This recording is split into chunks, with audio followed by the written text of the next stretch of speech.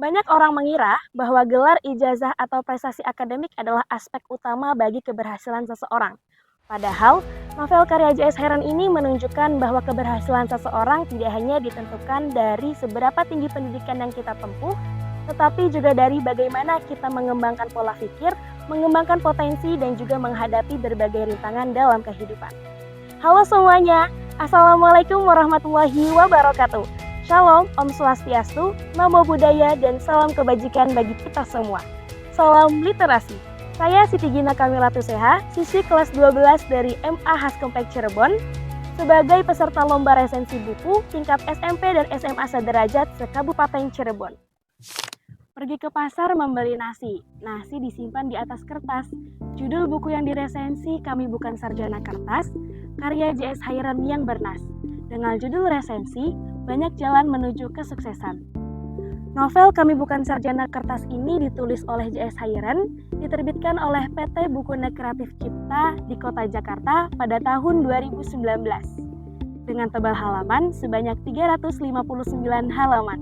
Pendidikan memiliki peran penting dalam menentukan masa depan seseorang. Namun, kesuksesan tidak selalu ditentukan oleh nilai akademik, ijazah, atau hanya gelar semata. Melalui sekelompok mahasiswa yang terjebak di kampus UDEL ini, J.S. Heron mempresentasikan opininya secara tajam mengenai dunia pendidikan yang ada di Indonesia. Selain memiliki cerita yang unik dan menarik, buku ini juga cukup memberikan motivasi bagi kalangan pelajar atau mahasiswa dalam menentukan masa depan. Novel ini menceritakan tentang sekelompok mahasiswa yang memiliki ambisi sangat besar untuk meraih masa depan yang berkualitas. Namun, mereka tidak memiliki arah, bahkan tidak mengetahui arti dari kesuksesan yang sebenarnya. Mereka terdampar di sebuah kampus bernama Universitas Daulat Eka Laksana, sebuah kampus fiktif yang memiliki reputasi sangat buruk, bahkan tidak ditemukan dalam pencarian Google.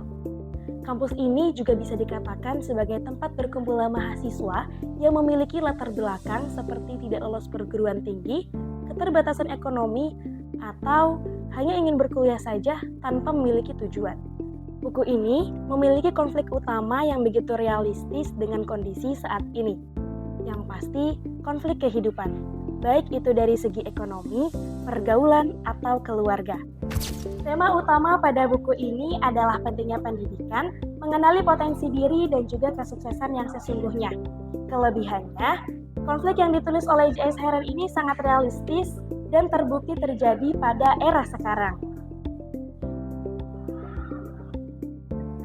Pada buku ini, ada skrip bagian, tepatnya pada halaman 322, yang menjelaskan tentang fenomena tingginya angka pengangguran intelektual.